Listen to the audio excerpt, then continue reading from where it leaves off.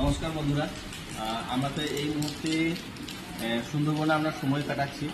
অসাধারণ ফিলিংস, এবং আমরা সুন্দরবনে আপনজন রিসর্টে রয়েছি। তো চলো বন্ধুরা, আমি তোমাদেরকে দেখাতে চাইছি আমরা আপনজন রিসর্টে তো কীরকম রুমে রয়েছে। আমাদের রুম নাম্বার হচ্ছে 48।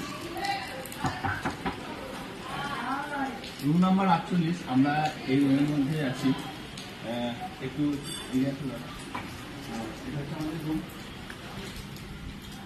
এখানে আমরা দুইজন করে আছি, দুইজন করে বেডে দিয়েছি। দাদারা এখন আছে। তো এটা আমাদের রুম, আর এটা হচ্ছে ওয়াশরুম। এটা হচ্ছে ওয়াশরুম, সমস্ত রকমের ব্যবস্থা আছে এখানে, শাওয়ার থেকে শুরু করে, কোমর থেকে শুরু করে।